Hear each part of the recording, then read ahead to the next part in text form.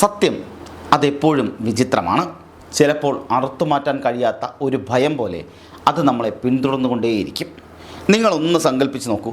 വിജനവും കാട് കയറിയതുമായ ഒരു പാതയിലൂടെ നിങ്ങൾ ഒറ്റയ്ക്ക് നടന്നു പോകുന്നു. ചുറ്റും കരിയിലകളുടെ അനക്കം മാത്രമാണുള്ളത്.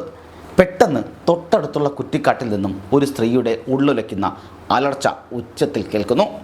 വിറയ്ക്കുന്ന വാക്കുകളോടെ ഒരു മനുഷ്യജീവൻ ജീവന് വേണ്ടി യാചിക്കുന്ന ആ ശബ്ദം കേട്ടാൽ നിങ്ങൾ എന്തായിരിക്കും ചെയ്യുക? കേൾക്കാത്ത മട്ടിൽ തിരിഞ്ഞു നടന്നു പോകുമോ? അതോ ഇനി കേട്ടത് സത്യമാണോ എന്നറിയാൻ പേടിയുണ്ടെങ്കിലും അത് വകവയ്ക്കാതെ ആ കുറ്റിക്കാട്ടിലേക്ക് ഓടിച്ചെല്ലുമോ? മറ്റൊരു മനുഷ്യനെ രക്ഷിക്കണമെന്ന ഒറ്റ ചിന്തയിൽ ആ നിലവിളി കേട്ടിടത്തേക്ക് ഓടിച്ചെന്ന ഒരാൾ കണ്ടതാകട്ടെ നിയമവ്യവസ്ഥയും അതുപോലെ കേവല മനുഷ്യയുക്തിയെപ്പോലും ഒരുപോലെ പരിഹസിക്കുന്ന ഒരു കാഴ്ചയായിരുന്നു. അവിടെ ചോരപ്പാടുകളോ അടിപിടി നടന്ന ലക്ഷണങ്ങളോ ഒന്നും ഉണ്ടായിരുന്നില്ല. ഉണ്ടായിരുന്നാകട്ടെ അരുംകൊലയ്ക്ക് സാക്ഷിയായി ഭയന്ന് വിറച്ച ഒരു പാവം മിണ്ടാപ്പാണി മാത്രം. നിയമപാലകരുടെ കണ്ണ് വെട്ടിച്ച് ക്രൂരമായ ഒരു കൊലപാതകത്തെ കേവലം ഒരു അപകടകരമാക്കി മാറ്റിയ, അല്ലെങ്കിൽ അപകടം മാത്രമാക്കി മാറ്റിയ നീണ്ട 9 വർഷത്തോളം സ്വതന്ത്രനായി നടന്ന ഒരു കൊലപാതകിയുടെയും അവൻ്റെ ആസൂത്രണത്തെ തകർത്ത വിസ്മയിപ്പിക്കുന്ന ശാസ്ത്രീയ അന്വേഷണത്തിൻ്റെയും കഥ. മണ്ടന്മാരുടെ ദിനമെന്ന് നമ്മളെല്ലാവരും തമാശ രൂപേണ പറയുന്ന ഏപ്രിൽ 1 എന്ന നാളിൽ നടന്ന നാടിനെയാകെ വിറപ്പിച്ച ആ ഭീതിജനകമായ സംഭവത്തിൻ്റെ ഉള്ളറകളിലേക്കാണ് നമ്മളിന്ന് പോകുന്നത്. സ്വാഗതം ഫോക്കസ് ന്യൂസ് ടിവിയിലേക്ക്.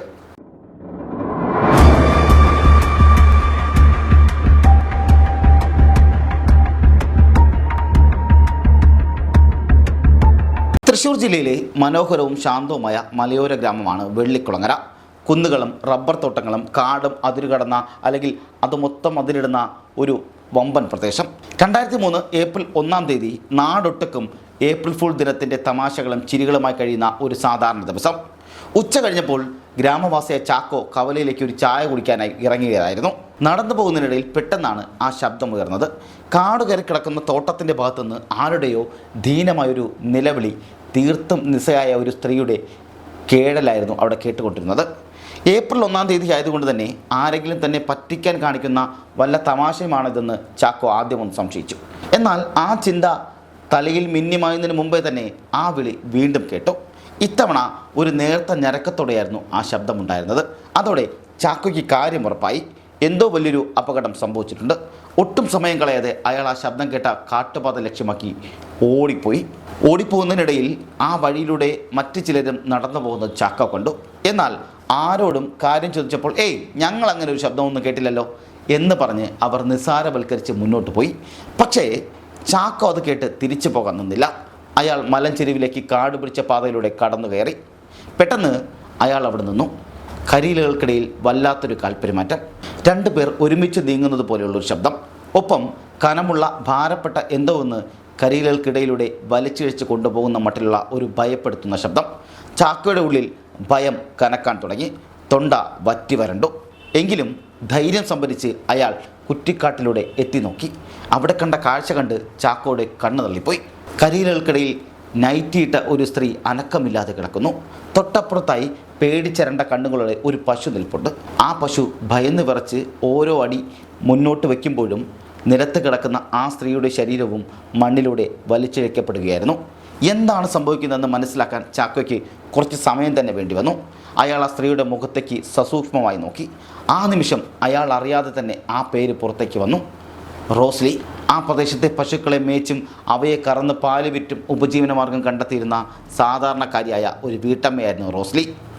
ആ കാഴ്ച കണ്ട ചാക്കോ ആകെ പരിഭ്രാന്തനായി. ആ റബ്ബർ തോട്ടത്തിൽ വെച്ച് കഴുത്തിൽ പശുവിൻ്റെ കയറ് കുടുങ്ങിയ നിലയിലായിരുന്നു റോസ്ലിയുടെ മൃതദേഹം കണ്ടെത്തിയത്. കയറിൻ്റെ ഒരറ്റത്ത് പശുവും മറ്റേ അറ്റത്ത് മരക്കുറ്റിയുമുണ്ട്. പശു ഭയന്നോടിയപ്പോൾ റോസ്ലിയും വലിച്ച് ആ കുറ്റിക്ക് ചുറ്റും കറങ്ങി നിൽക്കുന്ന മട്ടിലായിരുന്നു ആ മൃതദേഹം ഉണ്ടായിരുന്നത്.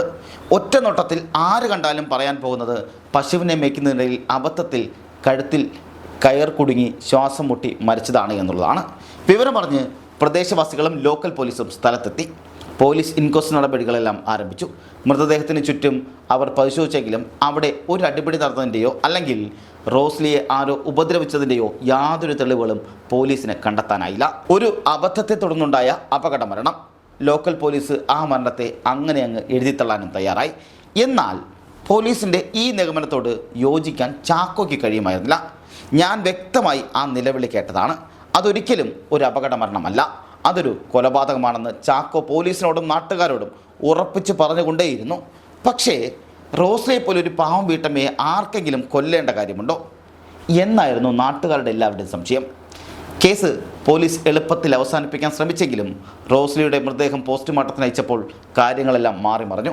പോസ്റ്റ്മോർട്ടം റിപ്പോർട്ടിൽ വലിയ തെളിവുകളൊന്നും ലഭിച്ചില്ല എങ്കിലും അതൊരു കൊലപാതകമാകാനുള്ള സാധ്യത തള്ളിക്കളയാൻ അത് കഴിയില്ല എന്ന് സർജൻ രേഖപ്പെടുത്തിയിരുന്നു. കൃത്യമായി പറഞ്ഞാൽ ഈ പറഞ്ഞ തെളിവുകൾ ഒന്നും തന്നെ അവശേഷിക്കുന്നില്ല എങ്കിലും അതൊരു കൊലപാതകമാണ് എന്നുള്ളത് തെളിയിക്കുന്ന റിപ്പോർട്ടായിരുന്നു സർജൻ നൽകിയത്. ഈ റിപ്പോർട്ട് പുറത്തു വന്നതോടെ ലോക്കൽ പോലീസിൻ്റെ അന്വേഷണം മുന്നോട്ട് കൊണ്ടുപോകാതിരിക്കാൻ കഴിഞ്ഞിരുന്നുമില്ല. അവർ ആ പ്രദേശത്തെ ചാരായ ലോബികളെയും മദ്യപാനികളെയും ഒക്കെ കേന്ദ്രീകരിച്ച് രഹസ്യമായി അന്വേഷണങ്ങൾ നടത്തി. എങ്കിലും കാര്യമായ ഒരു തുമ്പും കിട്ടിയില്ല.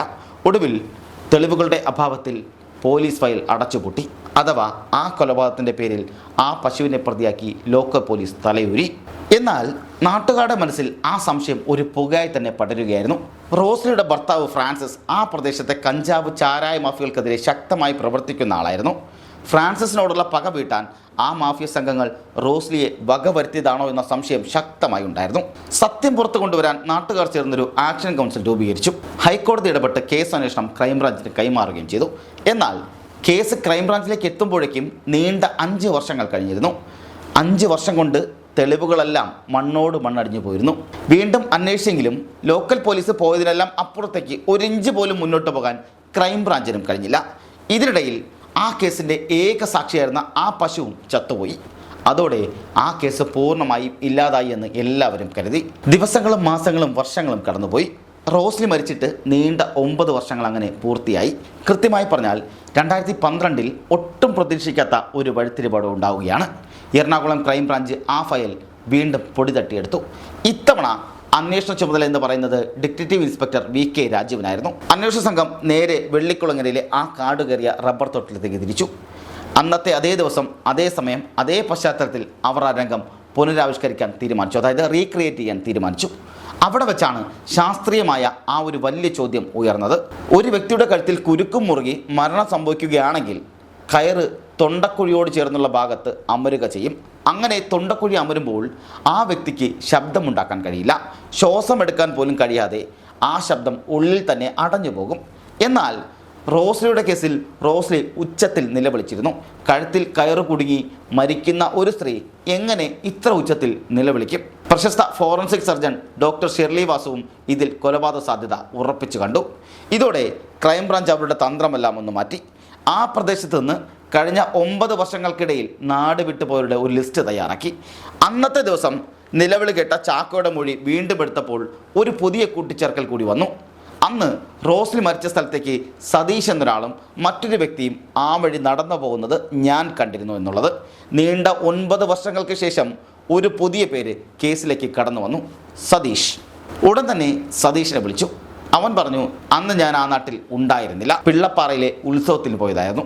എൻ്റെ കൂടെ സുഹൃത്തുക്കളായ അയ്യപ്പൻ, വിശ്വംഭരൻ എന്നിവരും ഉണ്ടായിരുന്നു. ഉത്സവം കഴിഞ്ഞ് കൊച്ചു പെണ്ണെന്ന് പറയുന്ന എൻ്റെ കുഞ്ഞമ്മയുടെ വീട്ടിലാണ് അന്ന് രാത്രി തങ്ങിയത്. ഉടൻ തന്നെ ക്രൈംബ്രാഞ്ച് വിശ്വംഭരനെ വിളിച്ചപ്പോൾ അയാൾ പറഞ്ഞു താൻ സതീഷിൻ്റെ കൂടെ പോയിട്ടില്ല എന്ന്. എങ്കിലും സതീഷ് തറപ്പിച്ചു പറഞ്ഞു തൻ്റെ കൂടെ അയ്യപ്പൻ ഉണ്ടായിരുന്നു എന്ന്. അപ്പോഴാണ് അന്വേഷണ സംഘം ആ സത്യം മനസ്സിലാക്കുന്നത്. 2008 ക്രൈംബ്രാഞ്ച് കേസ് ഏറ്റെടുത്ത സമയത്ത് സാക്ഷി പട്ടികയിൽ ഉണ്ടായിരുന്ന അയ്യപ്പൻ 2012 ജീവനോടെയില്ല. കേസ് വീണ്ടും അന്വേഷിച്ചാൽ ഞാൻ സത്യം പറയുമെന്ന് പറഞ്ഞ അയ്യപ്പനെ 2008 കാട്ടിനുള്ളിൽ മരിച്ച നിലയിൽ കണ്ടെത്തുകയായിരുന്നു. അന്നതൊരു ആത്മഹത്യയായി എല്ലാവരും എഴുത്തള്ളി. സതീഷ് പറഞ്ഞതിലെ കള്ളത്തരങ്ങൾ പുറത്തു വന്നതോടെ അന്വേഷണ സംഘം അതിരപ്പള്ളിയിലെ പിള്ളപ്പാറയിലുള്ള കുഞ്ഞിപ്പെണ്ണിൻ്റെ വീട്ടിലുമെത്തി. കാര്യം കേട്ടതും കുഞ്ഞിപ്പെണ്ണ് പറഞ്ഞു, പച്ചക്കള്ളമാണ് സാറേ, അവനിവിടെ വന്നിട്ടേ ഇല്ല. സ്വത്ത് ചോദിക്കുമോ എന്ന് പേടിച്ച് അവൻ എൻ്റെ അടുത്ത് വരാറുമില്ല. സതീഷ് കെട്ടിയുണ്ടാക്കിയ തെളിവുകളെല്ലാം അവിടെ തകർന്നു വീഴുകയായിരുന്നു. എറണാകുളം ഓഫീസിലേക്ക് വിളിച്ച് കുഞ്ഞിപ്പെണ്ണിനെ മുന്നിൽ നിർത്തി ചോദ്യം ചെയ്തതോടെ സതീഷ് ആ സത്യം അങ്ങനെ വെളിപ്പെടുത്തി. അന്ന് സതീഷും അയ്യപ്പനും വ്യാജച്ചാരായി മാറ്റാനായി കാട്ടിലേക്ക് കയറിപ്പോയതായിരുന്നു. നല്ലപോലെ മദ്യപിച്ചിരുന്ന സതീഷ് ആ വഴി വന്ന റോസ്ലിയെ ബലമായി കടന്നു പിടിക്കാൻ ശ്രമിച്ചു. റോസ്ലി ആർത്തലച്ച് നിലവിളിക്കാൻ തുടങ്ങി. ആ നിലവിളിയാണ് ദൂരെ നിന്ന് ചാക്കോ കേട്ടത്. നിലവിളി പുറത്തു വന്നതോടെ പരിഭ്രാന്തനായ സതീഷ് റോസ്ലിയുടെ തോർത്തെടുത്ത് കഴുത്തിൽ മുറുക്കി. അയ്യപ്പനും സതീഷും ചേർന്ന് ആ പാവം സ്ത്രീയെ ശ്വാസം മുട്ടിച്ച് കൊലപ്പെടുത്തി. അതിനുശേഷം ഇതൊരു അപകടകരമാണെന്ന് അല്ലെങ്കിൽ അപകടമാണെന്ന് വരുത്തി തീർക്കാൻ സതീഷ് ഒരു തന്ത്രം മെനഞ്ഞു.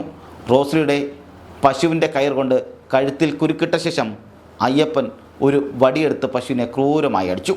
പേടിച്ചരണ്ട പശു ജീവനും കൊണ്ട് ഓടിയപ്പോൾ റോസ്ലിയുടെ ശരീരവും നിലത്തുകൂടി വലിച്ചിഴക്കപ്പെട്ടു. ഒരു അപകടമെന്ന് വരുത്തി തീർക്കാൻ സതീഷ് ചെയ്ത തന്ത്രത്തിൽ പോലീസുകാർ വീണു പോവുകയായിരുന്നു. തുടർന്ന് അയ്യപ്പൻ്റെ കാര്യത്തിൽ ക്രൈംബ്രാഞ്ച് ചോദിച്ചപ്പോഴാണ് രണ്ടാമത്തെ ഞെട്ടിക്കുന്ന സത്യം കൂടി പുറത്തു വരുന്നത്. സത്യമെല്ലാം പോലീസിനോട് പറയുമെന്ന് ഭയന്ന സതീഷ് സ്വന്തം കൂട്ടുപ്രതിയായ അയ്യപ്പനെ കാട്ടിലേക്ക് വിളിച്ചു കൊണ്ടുപോയി മദ്യത്തിൽ വിഷം കലർത്തി നൽകി കൊലപ്പെടുത്തുകയായിരുന്നു. അങ്ങനെ ഒരു കൊലപാതകത്തിൻ്റെ തെളിവ് നശിപ്പിക്കാൻ ചെയ്ത രണ്ടാമത്തെ കൊലപാതകവും ക്രൈംബ്രാഞ്ചിൻ്റെ ശാസ്ത്രീയ അന്വേഷണത്തിന് മുന്നിൽ തെളിയുകയായിരുന്നു. ഒരു പാവം പശുവിൻ്റെ തലയിൽ കുറ്റം ചുമത്തി പോലീസിൻ്റെ കണ്ണ് വെട്ടിച്ച് 9 വർഷത്തോളം സ്വതന്ത്രനായി നടന്ന ഒരു കൊലപാതകി ഒടുവിൽ അഴിയാക്കുരുക്കിലാകപ്പെട്ടു. നിയമത്തിനും സത്യത്തിനും മുന്നിൽ ഒരു കുറ്റവാളിക്കും എന്നേക്കുമായി ഒളിച്ചിരിക്കാൻ കഴിയില്ല എന്ന വലിയൊരു പാഠമാണ് വെള്ളിക്കുളങ്ങര റോസ്ലി വധക്കേസ് നമ്മെ ഓർമ്മിപ്പിക്കുന്നത്.